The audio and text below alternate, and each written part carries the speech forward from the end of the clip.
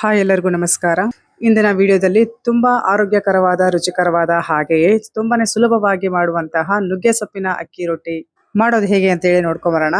ಮೊದಲು ಬೇಕಾಗಿರುವಂತಹ ಸಾಮಗ್ರಿಗಳು: 1 ಬಟ್ಲಷ್ಟು ಫ್ರೆಶ್ ಆಗಿರುವಂತಹ ನುಗ್ಗೆ ಸೊಪ್ಪು, 1 ಬಟ್ಲಷ್ಟು ಅಕ್ಕಿ ಹಿಟ್ಟು, 4 ಚಮಚದಷ್ಟು ಗೋಧಿ ಹಿಟ್ಟು, 3 ಈರುಳ್ಳಿ, 2 ಚಮಚ ಬಿಳಿ ಎಳ್ಳು, 6 ಹಸಿಮೆಣಸಿನಕಾಯಿ, 1/4 ಚಮಚ ಚಿಲ್ಲಿ ಫ್ಲೆಕ್ಸ್, ಅರ್ಧ ಚಮಚ ಸಾಸಿವೆ, ಅರ್ಧ ಚಮಚ ಜೀರಿಗೆ, ರುಚಿಗೆ ತಕ್ಕಷ್ಟು ಉಪ್ಪು, 4 ಚಮಚ ಎಣ್ಣೆ. ಮಾಡುವ ವಿಧಾನ ನೋಡ್ಕೊಂಬರೋಣ.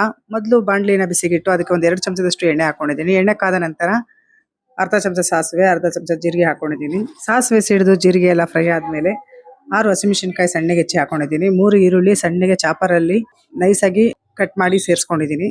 1 ನಿಮಿಷ ಹಾಗೆ ಫ್ರೈ ಮಾಡ್ಕೊಳ್ಳೋಣ. ಈರುಳ್ಳಿ ಎಲ್ಲ ಸಾಫ್ಟ್ ಆದ್ಮೇಲೆ ಈಗ 2 ಇಡಿಯಷ್ಟು ನುಗ್ಗೆ ಸೊಪ್ಪನ್ನ ಚೆನ್ನಾಗಿ ವಾಶ್ ಮಾಡಿ ಸೇರಿಸ್ಕೊಂತಾ ಇದ್ದೀನಿ. ನುಗ್ಗೆ ಸೊಪ್ಪೆಲ್ಲ ಸ್ವಲ್ಪ ಸಾಫ್ಟ್ ಆಗಬೇಕು, ಅಲ್ಲಿವರೆಗೂ ಫ್ರೈ ಮಾಡ್ಕೊಂಡು ಸ್ಟವ್ ಆಫ್ ಮಾಡ್ಕೊಳ್ಳೋಣ. ಬಿಸಿಯಲ್ಲಿ ಈ ತರ 1 ನಿಮಿಷ ಈ ತರ ಫ್ರೈ ಮಾಡಿದ್ರೆ ಸಾಕು, ತುಂಬಾನೇ ಬೇಗ ಸಾಫ್ಟ್ ಆಗುತ್ತೆ. ನೋಡಿ ಇದಾಗಿದೆ. ಈಗ ಸ್ಟವ್ ಆಫ್ ಮಾಡ್ಕೊಂಡಿದ್ದೀನಿ. ಇದಕ್ಕೆ ಈಗ 2 ಚಮಚದಷ್ಟು ಬಿಳಿ ಎಳ್ಳು ತೊಳೆದಿಲ್ಲ ಅದನ್ನ ಹಾಕೊಂಡು, ಹಾಗೆ 1/4 ಚಮಚದಷ್ಟು ಚಿಲ್ಲಿ ಫ್ಲೆಕ್ಸ್ ಹಾಕೊಂಡು 1 ಬಟ್ಲಷ್ಟು ನೀರನ್ನ ಹಾಕೊಂತಾ ಇದ್ದೀನಿ. ರುಚಿಗೆ ತಕ್ಕಷ್ಟು ಉಪ್ಪನ್ನು ಸಹ ಹಾಕೊಂಡು ಒಂದ್ಸರಿ ಈ ರೀತಿ ಮಿಕ್ಸ್ ಮಾಡ್ಕೊಳ್ಳೋಣ. ಸ್ಟವ್ ಆಫ್ ಮಾಡಿದ್ದೀನಿ. ಇದು ಇಷ್ಟೇ ಬಿಸಿ ಇರಬೇಕಾದ್ರೇನೆ ಇದಕ್ಕೆ 1 ಬಟ್ಲಷ್ಟು ಅಕ್ಕಿ ಹಿಟ್ಟು, ಹಾಗೇನೆ ಬೈಂಡಿಂಗ್ಗೋಸ್ಕರ 4 ಚಮಚದಷ್ಟು ಗೋಧಿ ಹಿಟ್ಟನ್ನು ಹಾಕೊಂಡಿದ್ದೀನಿ. ಹಿಟ್ಟನ್ನು ಹಾಕೊಂಡು ಮೊದಲು ಬಿಸಿ ಇರೋದ್ರಿಂದ ಸೌಟಲ್ಲಿ ಸ್ವಲ್ಪ ಚೆನ್ನಾಗಿ ಮಿಕ್ಸ್ ಮಾಡ್ಕೊಂಡು 1-2 ನಿಮಿಷ ಹಾಗೆ ಬಿಟ್ಟು ಕೈಯಿಂದ ಚೆನ್ನಾಗಿ ನಾದ್ಕೊಳ್ಳೋಣ. ನಿಮಗೆ ಇದರಲ್ಲಿ ಹಿಟ್ಟೇನಾದ್ರೂ ಕಡಿಮೆ ಇತ್ತು ಅಂತಂದ್ರೆ ಹಿಟ್ಟು ಸೇರಿಸ್ಕೊಂಡು ಚೆನ್ನಾಗಿ ರೊಟ್ಟಿ ಹದಕ್ಕೆ ಹಿಟ್ಟನ್ನ ಕಲಿಸ್ಕೋಬಹುದು.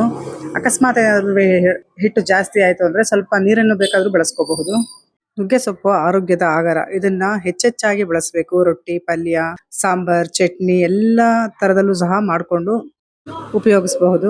ನೋಡಿ, ನಾನು ರೊಟ್ಟಿ ಹಿಟ್ಟನ್ನ ಈ ರೀತಿ ಸಣ್ಣ ಸಣ್ಣ ಉಂಡೆಗಳಾಗಿ ಕಟ್ಟಿ ಇಟ್ಕೊಂಡಿದ್ದೀನಿ. ನಿಮ್ಗೆ ಯಾವ ಸೈಜ್ ರೊಟ್ಟಿಗಳು ಮಾಡ್ತಿರೋ ಆ ಸೈಜ್ಗೆ ರೊಟ್ಟಿಗಳ ಹಿಟ್ಟನ್ನ ರೆಡಿ ಮಾಡಿ ಇಟ್ಕೊಳ್ಳಿ.